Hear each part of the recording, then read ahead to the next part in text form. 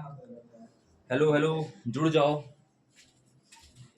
Hello, स्वागत है आप सबका मिशन 12th चैंपियन पर। हमने इस चैनल के ऊपर ऑलरेडी 2 पार्ट में फिजिक्स को कवर करके वन शॉट क्लास को अपलोड कर दिया है एंड होप कि आप लोग उस क्लास को डेली बेसिस पे अटेंड कर रहे होगे। आज हमारा जो ये पार्ट रहने वाला है, पार्ट तीसरा रहने वाला है। तो जो क्लास को रेगुलरली देखते हुए आ रहा है उसके लिए काफी गुड इम्पैक्ट पड़ने वाला है हमारी हर वीडियोस पर। और 2027 में आप लोग का स्कोर कर पाओगे, ये खुद से भी प्रॉमिस किया हूँ और आप लोग भी खुद से प्रॉमिस कर लो। और चलिए हम अपना जर्नी को शुरू करते हैं। हमारा जो आज आज का पार्ट 3 रहने वाला है। हमने पिछले लेक्चर में बताया था फोर्स के बारे में, फोर्स के डायरेक्शन के बारे में, और टास्क दिए हुए थे आप लोगों को बनाने के लिए। याद होगा आप सबको, टास्क को आप लोग बनाए होंगे पूरी तरह से बढ़िया से, ये हम समझ सकते हैं। कुछ बच्चे का कमेंट्स भी आया था, हमने उसको देखा भी था। बढ़िया बनाया, सबका बढ़िया। चलिए, आज का जो हमारा ये टॉपिक रहने वाला है, इस टॉपिक का नाम है कूलॉम का नियम, जो काफी इंपॉर्टेंट है।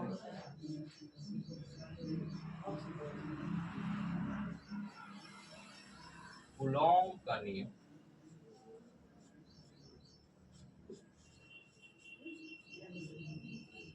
proved at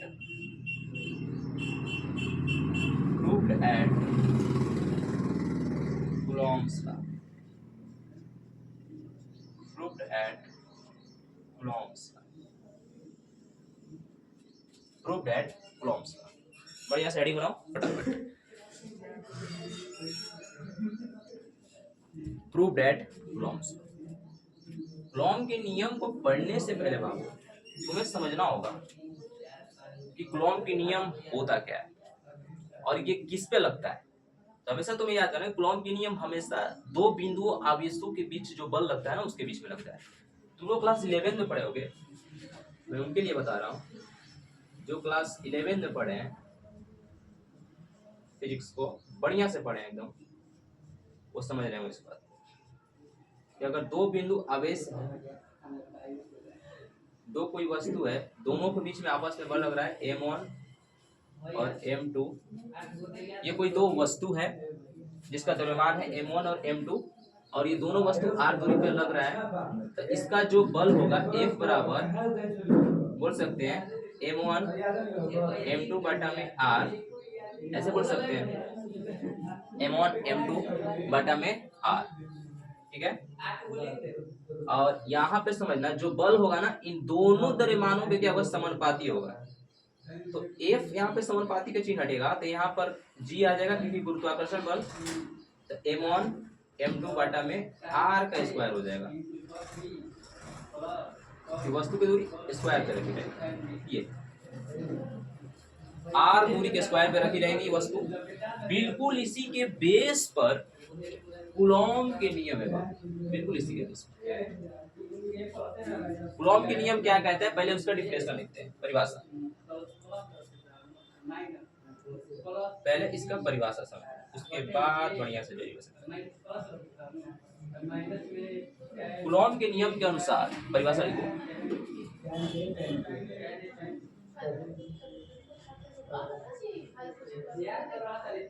कूलॉम के नियम के अनुसार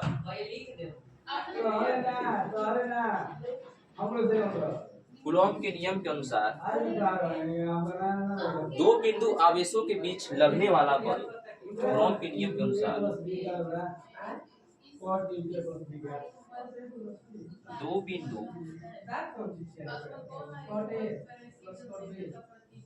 बिंदु आवेशों के बीच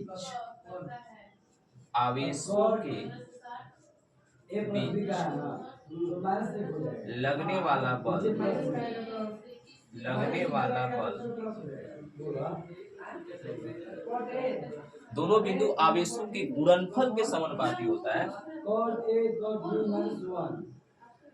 दोनों बिंदु आवेशों के गुणनफल के समानुपाती होता है। गुणनफल के समानुपाती होता है। समानुपाती होता है तथा उनके बीच के दूरी के व्युत्क्रमानुपाती होता है। उनके मतलब क्या, दोनों बिंदु आवेशों के तथा उनके बीच के दूरी के दूरी वर्ग के लिखना, दूरी वर्ग के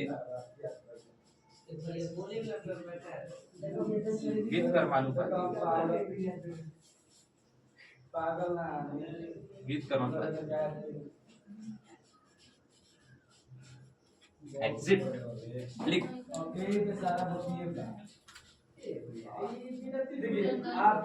लिखो कूलॉम के नियम क्या कहते हैं बाबू, समझ आते हैं आपसे। कूलॉम के नियम क्या कहते हैं, कूलॉम के नियम कहते हैं कि कूलॉम के नियम के अनुसार दो बिंदु आवेशों के बीच में लगने वाला बल जो होगा ना, दोनों बिंदु आवेशों के गुणनफल के समानुपाती होगा और उनके बीच की दूरी हमेशा वर्ग होगी और उसके बीच में क्या होगा, व्युत्क्रमानुपाती होगा।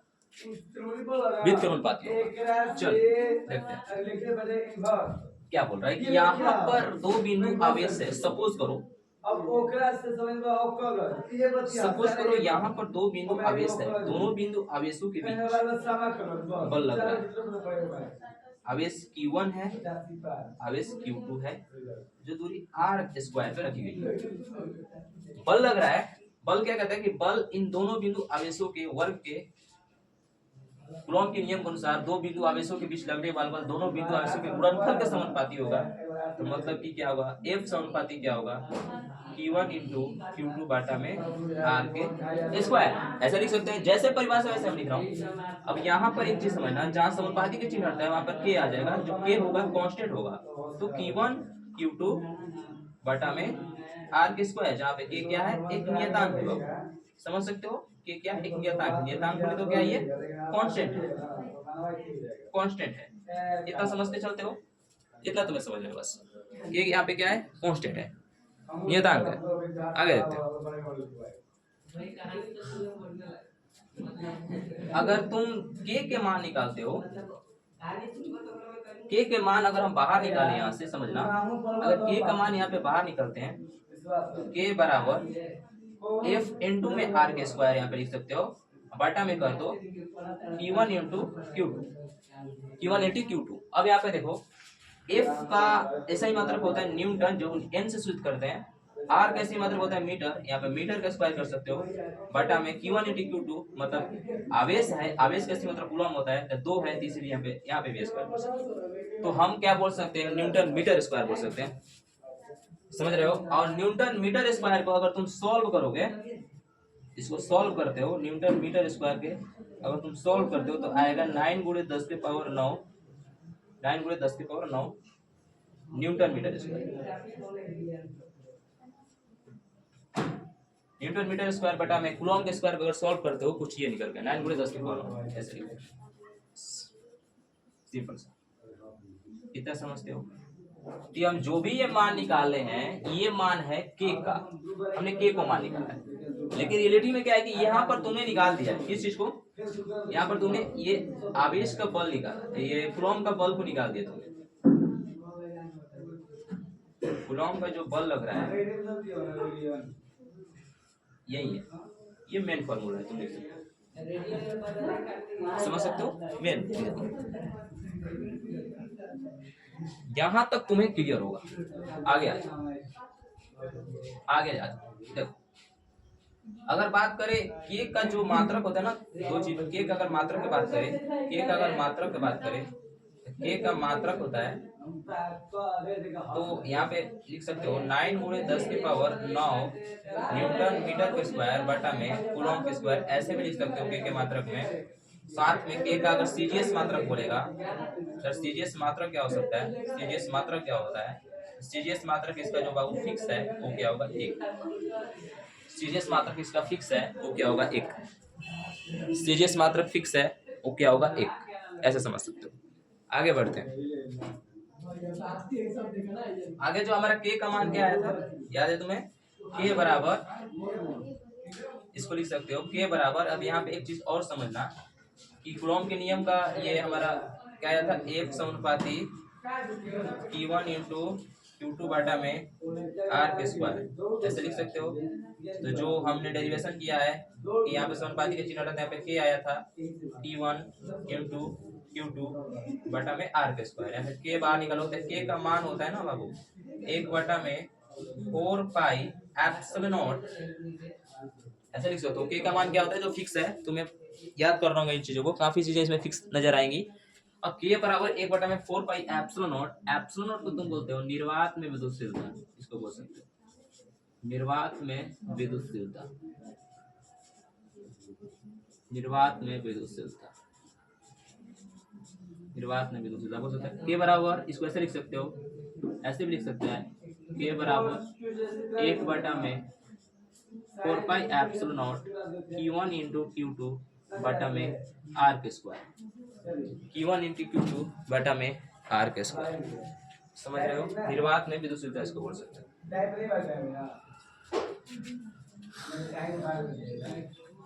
अब के का मान जो होता है ना, ये के का मान लो कि अब हमें क्या करना है, एक एक्सपेरिमेंट टाइप करो कि हम आवेश को क्या करते हैं ना, दो चीजों में रख देते हैं, एक निर्वात में और एक किसी माध्यम में, ठीक है। के मान को किसी माध्यम और निर्वात में रखने पर यहाँ पे लिख सकते हो।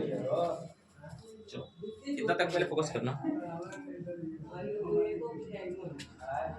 यहाँ पर लिख सकते हो बाबू मेरे को, यहाँ के मान को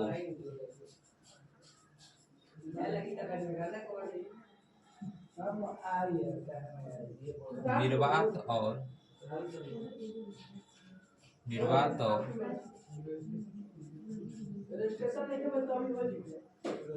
किसी माध्यम में रखने पर,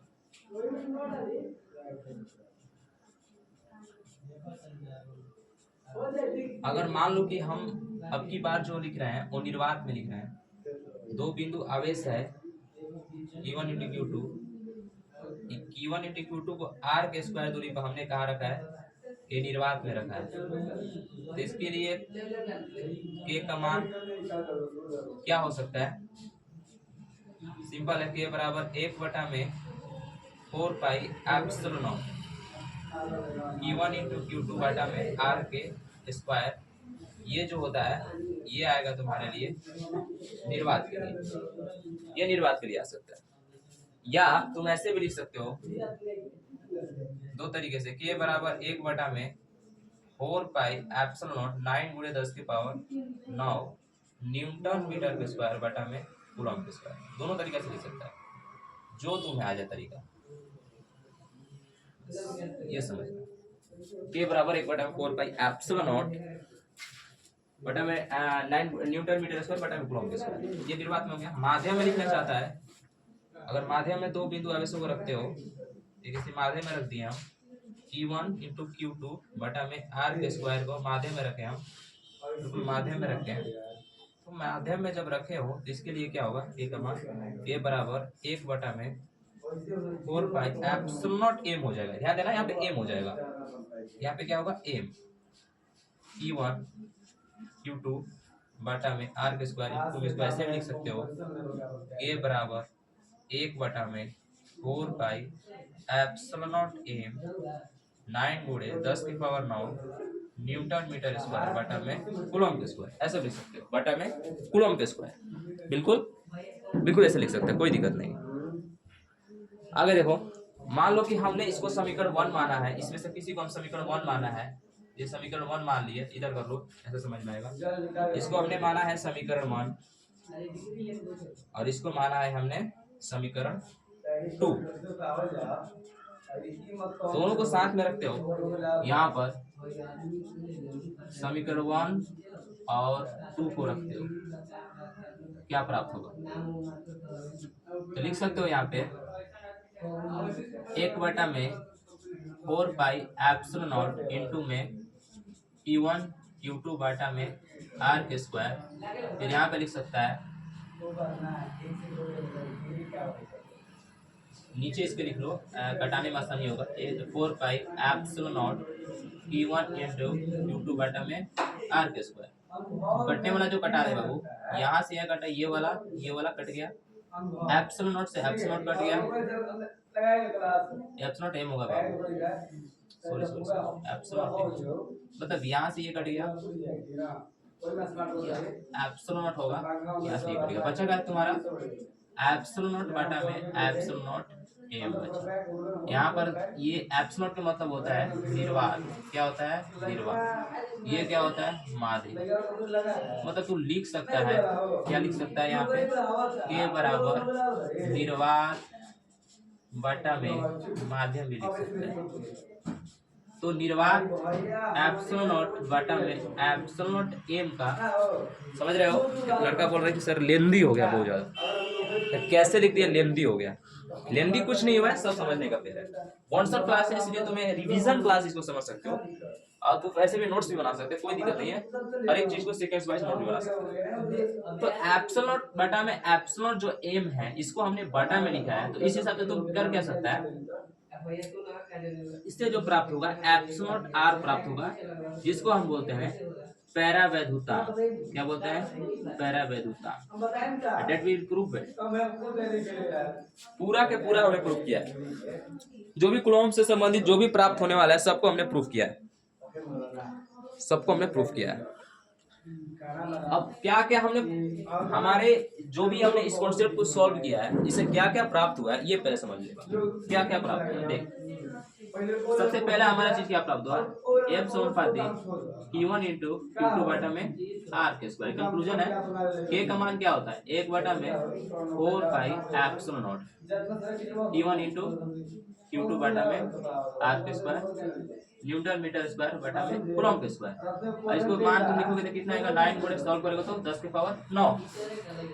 अगर हम बात करें के का सीजीएस मात्रक का, तो सीजीएस मात्रक होता है के का, जिसको बोलते हैं एक, जिसको बोलते हैं एक, ये हो गया था।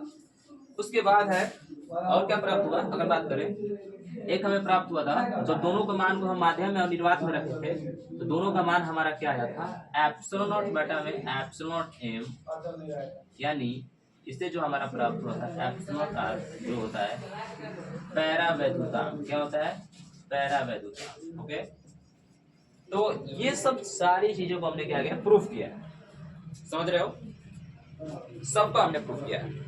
ओके, सबका हमने प्रूफ किया, बस तुम्हें क्या करना है रिवीजन करना है बढ़िया से, और कमेंट बॉक्स में बताना है कि आज के कूलॉम के नियम तुम्हें कैसा लगा, कूलॉम के नियम के क्या तुम लोग समझ पाए, ठीक है, कूलॉम के नियम क्या तुम समझ पाए, समझ रहे हो बाबू, ठीक है, बस तुम्हें मेहनत करनी है।